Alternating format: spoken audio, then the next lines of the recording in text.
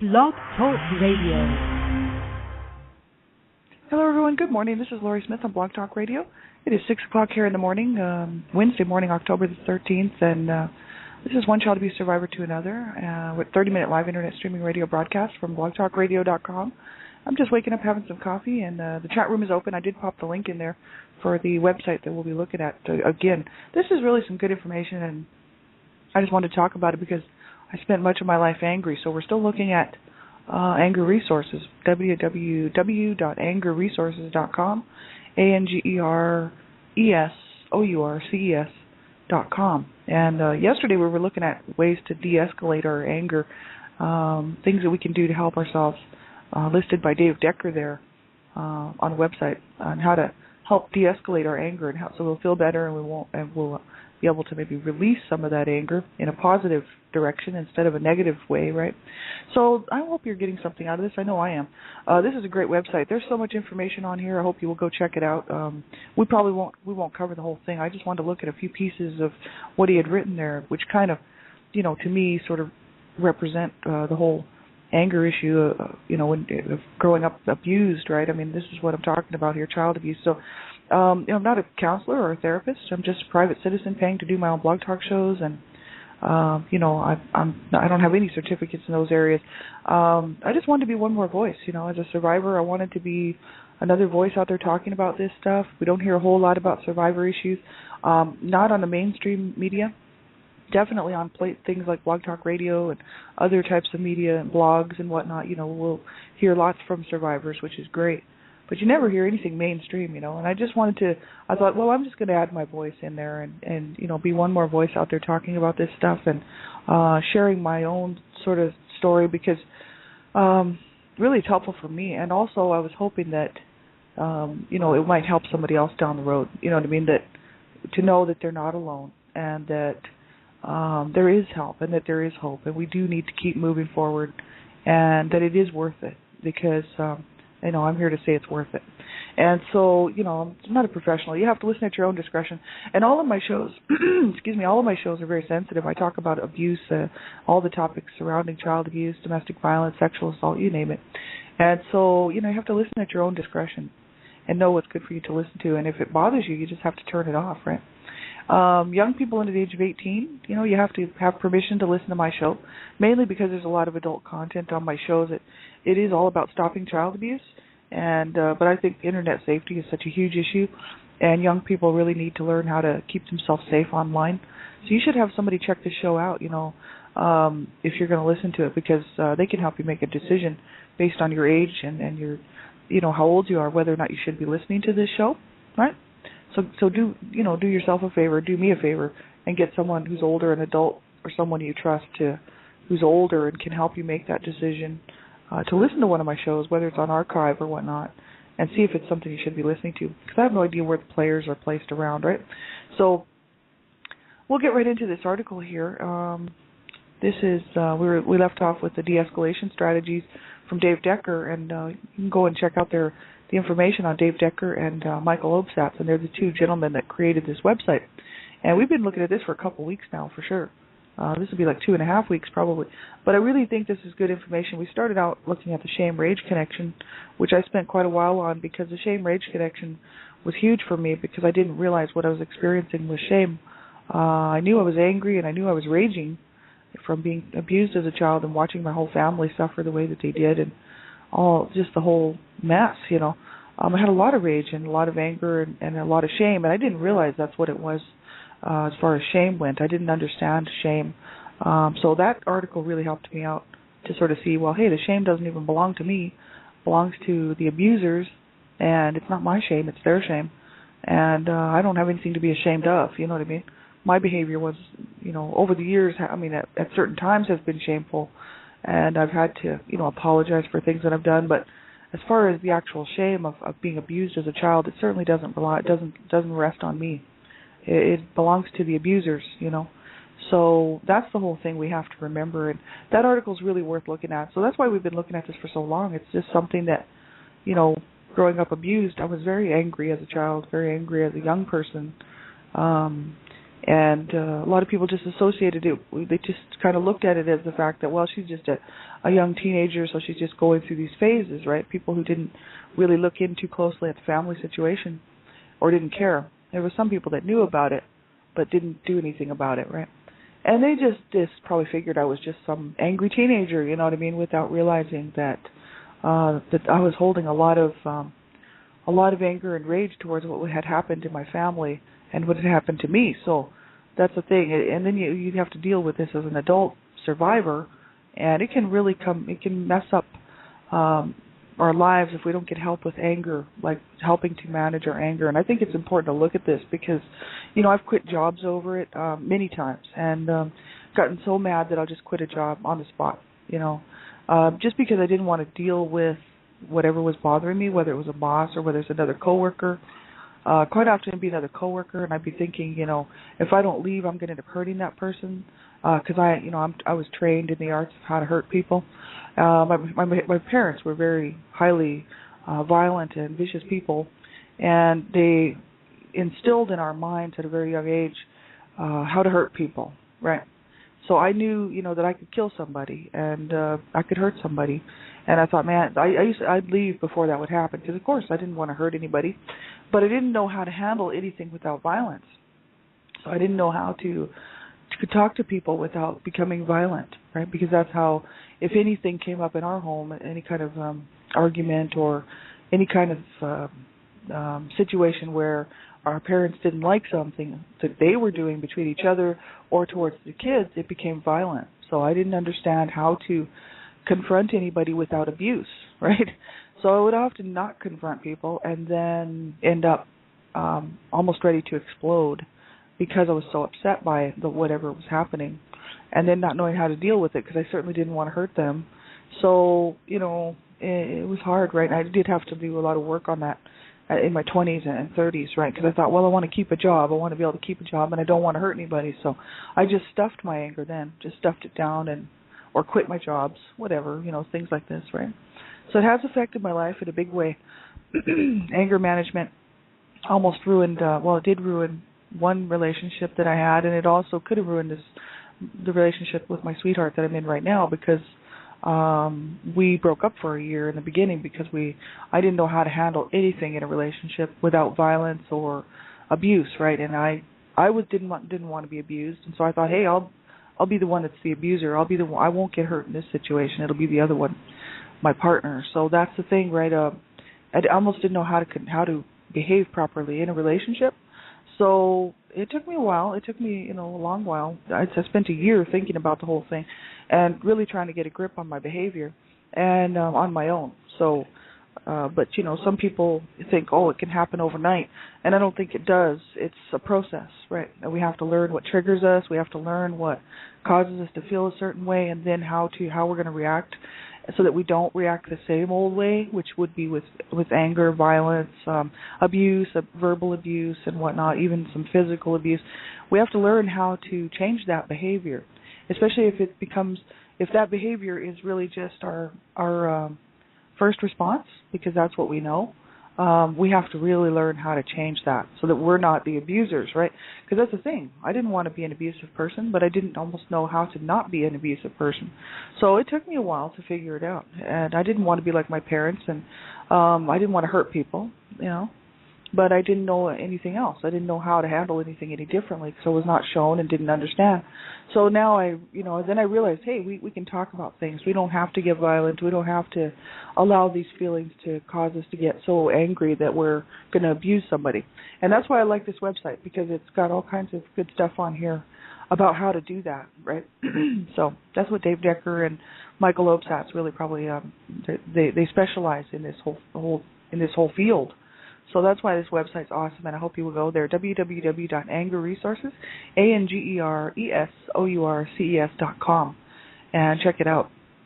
So we looked at all the stuff on how to de-escalate our anger, but there was a few more of the behaviors and activities to avoid which could escalate us more, right? And that was we went over some of them, avoid retaliating remarks, like trying to get our last words in. Avoid the person we were trying to take our time out from. So if we're taking out a time out from someone, we need to avoid that person for a while until we're ready, right? It says avoid coming back too soon. So if we need to take a time out, we need to avoid coming back too soon and allow ourselves to get through the process, whatever we need to process, so that we don't come back angry still and still wanting to argue or become abusive, right? We need to make sure we take the appropriate amount of time to get ourselves sort of are in a better frame of mind, you know what I mean, and feeling better about the whole thing. That's what I think they're trying to say. Avoid blaming, judgments, and other forms of negative self-talk, so even to ourselves, right? Saying, negative things all the time and judging and blaming and just kind of keeps, if they said here, which can keep you pumped up and agitated continually if we do that, see.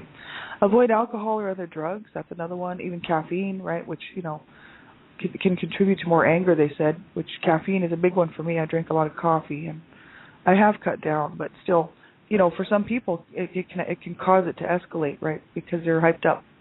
And alcohol is just a big issue. I don't drink a whole lot. I become violent with alcohol, and I recognize that in myself. Especially, even in the last 10 years or so, I had a couple of situations where I got a little inebriated and I was going to beat up the DJ, and this is the stuff people wouldn't think that of me. They wouldn't think I don't look like the type of person that would go around beating up on DJs and people that I'm just upset with, but that's what alcohol can do. It brings out sometimes the worst in people, and since by nature I grew up in a violent home, so I'm a violent person by nature, and so I try very, very hard to not be a violent person. As a matter of fact, it takes all I have, really everything I have, to stay nonviolent. So, for me to drink and stuff like that is not a good idea. So I don't allow myself to drink very much, and I really only allow myself to have, a few drinks a year, maybe, like celebration drinks. I don't mind having a drink with somebody, like for holidays or anniversaries or whatever. But just to sit around and get drunk is not a good idea for me, because the old self comes out. And that's not a good thing. Avoid driving, it says, especially when we're angry, right? That's the whole thing, because then we end up with the road rage. Avoid doing detective work with your partner, which means like following them when they leave the house, checking the odometer in the car, tapping on the phone, or listening in on their phone conversations with others. That can make people mad when you start trying to spy on your partner or whatever, and then everything that they're doing is making you mad. Well, just avoid that, because nobody deserves to be treated like that. And if you suspect, it's like I told my sweetheart, when we were just getting together, I didn't trust anybody. And so I told him, I said, if you think you're going to find somebody else that you want to have a relationship with and you're going to hide it from me, I said, you better just come to me and tell me, and there's the door. Because you're not going to keep me and the other person. Because I told him, I said, I'm a one man woman. I'm not into this multi-relational type thing. I said, so if you think you're going to go sleeping around, there's the door, and you can just go with that other person. I don't care, whatever. But don't screw me over by lying and doing things behind my back. Because I seriously didn't trust anybody. So it's hard for me to be in a relationship. So that's why I was always leaving the door open, and marriage was out of the question. And I just would say, look, there's the door. If you don't like something, bye-bye. Or if I don't like something, I'm gone. And, sure enough, we broke up within a year just because my inability to handle the relationship. And I had to really do some work on myself, right? And it says avoid stress-producing activities like difficult projects, work that absolutely has to be done, competitive sports. I think we have to be careful what we're doing that if we don't overload. And so many times in today's world with most people, you can't even help but overload. It's just the nature of the way things are going. We're all trying to do too many things, including myself, in a period of a space of 24 hours. In the meantime, you got to get sleep and you got to look after things. And if you have a family, your family's there too, and they need all this stuff from you. So we can almost get overwhelmed at any point in our lives. I think it's important to pick what we can do, leave the rest aside. That's what I do. I don't stress over the fact that I don't get certain things done every day, or I just take care of what I have to, and then the rest just sits on the back burner because I'm like, hey, if that can wait, that can wait. And a lot of people have a hard time with that, but I'm perfectly cool with it. And then when I do have a day where I have some extra time, and I don't really feel like I need to rest. That's when I go and I do all this stuff that I need to get done that I've been putting off, right? So I do keep little notes and stuff. But the thing is we can totally overload ourselves and then become angry because we're tired. We're overtired, and people just pulling us in different directions, and they want, for if you have a family, especially like children and a partner, you can be really pulled in so many directions. You just get so overloaded, you can get angry, right? And that's not good. So avoid music that only escalates you more. Whatever music that that you would find that would just keep you in a state of anger, that sort of thing. So they say, for example, rap, heavy metal, music that is demeaning to women or other groups of people, abusive music, right? But not all rap and heavy metal is abusive. So, but they say just avoid music says that only escalates you more. So we would know what that is, If we know that a certain music bothers us and keeps us kind of angry, then we shouldn't listen to it. And I know there's certain music that gets me sort of in a mood where I get angry and sort of start feeling down just because the words, the actual songs themselves, what they represent. And so a lot of times I don't listen to those when I'm feeling down because it just causes me to become angry. And so I don't listen to that stuff unless I really feel pretty good that day and I know it's not going to bother me. So avoid provocative talk radio in the car or at home, designed to get and keep you angry about all the idiots everywhere around you and the disturbing events in the world at large. And that's the thing, talk radio of any kind, even like my show.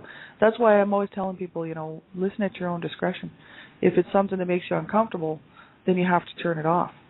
And that's the same with anything that we're listening to or watching on TV, because otherwise, it can put you in a mood where you're in a bad mood and it can ruin your day. You know what I mean?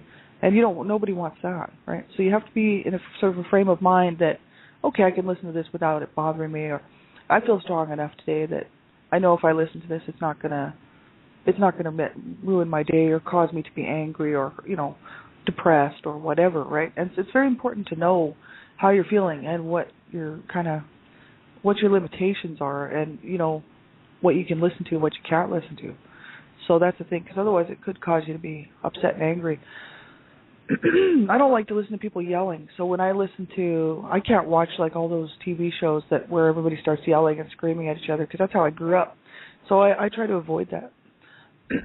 Excuse me, my voice is just terrible this morning. I just avoid those shows, those talk shows where everybody starts screaming at each other and abusive language and whatnot. A lot of people think those are funny, but that's because maybe they didn't grow up like that. But when you grow up in a house where people are screaming at each other, throwing things around, and verbally abusing each other and cussing each other out, and all irating in each other's faces, well, that's how I grew up. So I choose not to watch those programs because they just stress me out and I just get mad, right? So there's certain things that we can and can't watch, right? And we have to know ourselves what's good for us to watch and what's good for us to listen to. So it's just very important because it's part of your day, and it can totally cause us to have, a day where we're just, if we're already angry to start with, it can really cause us to be more angry, right? The next portion I want to look at of this article is defining anger, defining what anger is and what anger isn't. And this is by Dave Decker. And I think this is important because there's anger, is just a natural response. But the thing is he's gone through and listed what anger is and what anger isn't. And that's on the website there. You can find it by scrolling through the articles and whatnot that's on there. And so I just wanted to look at this. Anger, the emotion. It says anger is a normal and natural emotion that arises from how we interpret and label the physical arousal from the fight or flight stress response we all experience. So it's from that fight or flight response, right? This stress response is triggered when we are startled, when we feel fearful or threatened, when we believe that our expectations are not being met, or that things around us are out of control, or when we feel insecurity, uncertainty, inadequacy, or self-doubt. This is anger generally serves as a protection against some sort of emotional or physical pain. So that's why, obviously, because something is obviously bothering us. Like when I say, like if I think about anger, I think of what bothers me. Like when somebody makes me angry, something has to be bothering me that they're doing, right? Otherwise I wouldn't be angry. I don't just go around getting angry for no reason. There would obviously be something that was affecting me in the way I was feeling, and that's why that fight or flight stress response comes up, and that's anger, right? But it's normal. It's a normal process. And it says anger is appropriate whenever it is handled effectively and respectfully. So that's the thing. Anger is a source of discovery, since it tells you that something is going on that needs to be attended to. So that's the thing. It's like it's a warning sign, is what it is, that there's something going on that is not good, or is bothering us, and that we need to address. Right. So this is what anger is. He's listing what anger is. Anger is a tool to help you clarify and define who you really are, and how you are different from others. Anger is a means to educate others about the differences between you and them. For example, your likes, dislikes, wants, and needs. Because if we're angry, then quite often we will say what we like and what we don't like, right? Whereas we might not ever say that if we're not angry about something. Well, a warning signal, it is a warning signal that a core hurt from the past has been activated by a person or a situation in the present, right? This is that your wants, needs, rights, or core values are not being addressed. Anger is a warning signal that you've compromised yourself in some important way, and a warning signal that an injustice has been done to you or those you care about. So see, some anger, all anger, if handled appropriately, really is natural, because these things happen. Excuse me. And we are going to get angry, right? That's the whole thing. We can't just stuff our anger. And just pretend that everything's great, you know what I mean? Because that's what I was doing, and then, ready to kill myself, because I couldn't handle it anymore.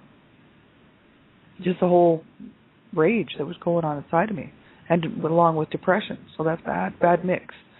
So, anger is important to, not stuff it down, and to actually find out what it is, and, respectfully and peacefully figure it out. And that's what I'm working on. That's what I'm learning how to do, right? And because I don't want to hurt anybody. And now, I've decided now that I don't want to hurt myself after about 4 years on my healing journey. So we have to learn how to handle this stuff so that we don't, right? So is it an important part of being assertive and taking care of yourself? It is. That's what anger is. It's an important part of being assertive and taking care of yourself, setting personal limits, maintaining healthy boundaries for yourself, and by enabling you to cope with difficult people and situations. So that's true, because otherwise we don't know what those personal limits are until they're crossed, right? Then those personal boundaries and limits, right? All of a sudden people cross the boundary that, we find that we've set there. We might not even realize that we've done that, and then somebody crosses that line or that boundary, and then we're like, whoa, and that kind of shows us where our limits and boundaries are. So, it is kind of, it's interesting for sure. It is a useful release of energy, since it takes enormous effort to suppress your anger and the other feelings it often covers. Trying to completely deny your anger only creates stress, tension, and anxiety within you. So that's the thing. So that's where I was at.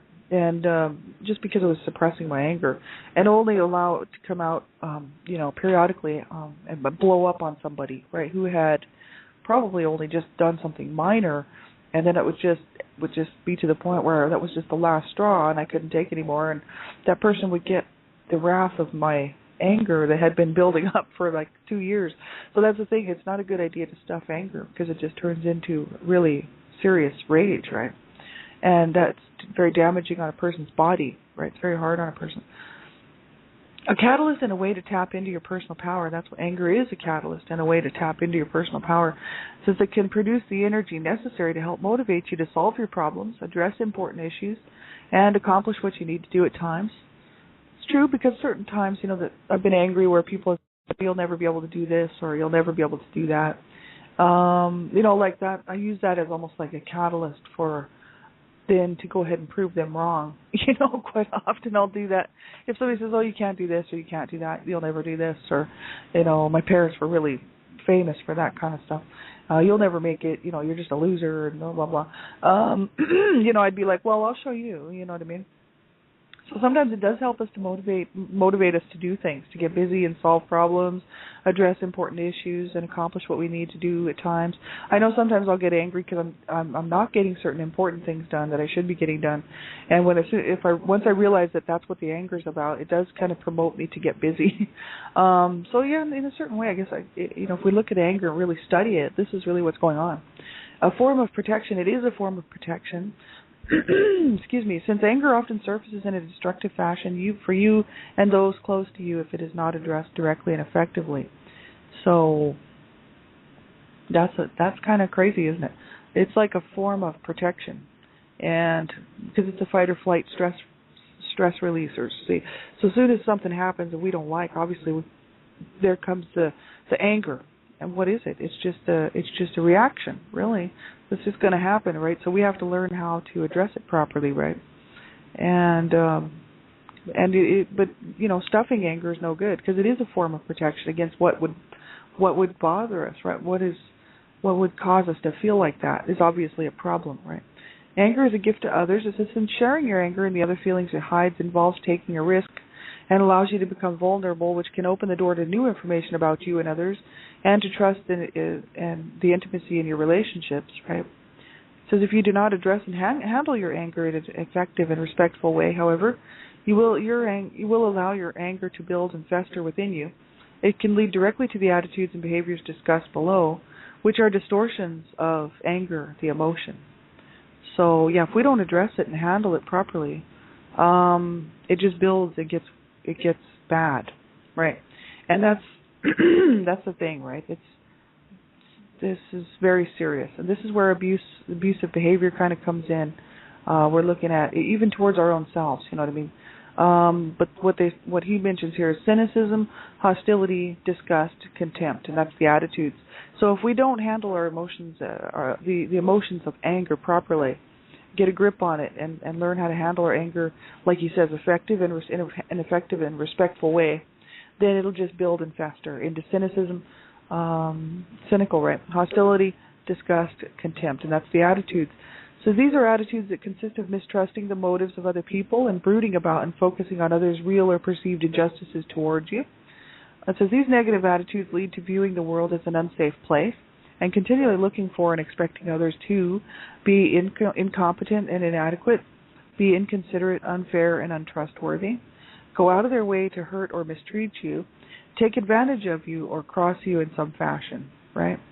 And this is so much something that is part of my life that I've had to really work on, you know what I mean? Because in my family, everybody was out to hurt everybody, and my parents brought us up believing that everybody was out to hurt us as a family, or that life was just so unfair and that you couldn't trust anybody. Excuse me, my voice is just horrible this morning. I don't know. I just woke up and it's just not all there today. But this is the whole thing, believing that the whole world is out to get you. My parents had some mental issues. My dad was borderline schizophrenic and my mom was manic depressive. So they always thought that everybody was just out to get them. And of course they were the ones that were out to get us as children, right? Nobody was really mistreating them except for each other. But they had a lot of problems because they were both brought up abused, right, in some way. So they learned all this for themselves and then passed it on to us, right? Viewing the world as an unsafe place, looking for everything to be unfair, people to be inadequate and incompetent. This is how I grew up. And, when you have to learn to undo all that, it's a lot of work. And that's what I've had to do. I've had to learn how to change my mind, change my attitude, change the way that I think about things and see people. In the meantime, I don't trust everybody, and you can't, right? But you have to use your gut instinct, and you have to,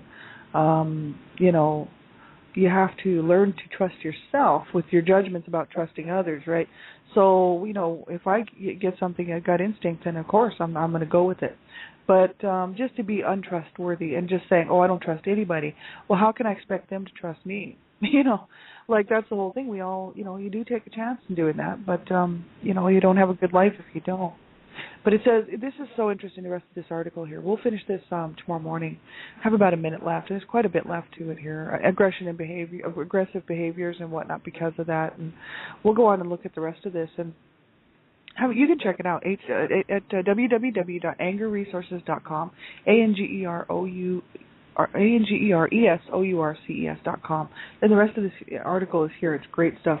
So have a great day, everybody, and we'll talk to you later. I'll be back on tonight, Dreamcatchers Talk Radio, on Blog Talk Radio here as well, 10 p.m. Eastern Standard Time, and then my own show. And And I'll be back here tomorrow morning. So take care of yourselves. Have a great day. Keep reaching out. Keep looking for that help and that hope where you can find it. Whether it's therapist, counselor, or group support, or friend, crisis line. Just make sure you do get some help. And, if you need something, get a hold of me on Blog Talk Radio or Facebook or whatnot. And thanks, everybody, for tuning in to all my shows. I really appreciate it. Have yourselves a really good day. Bye-bye.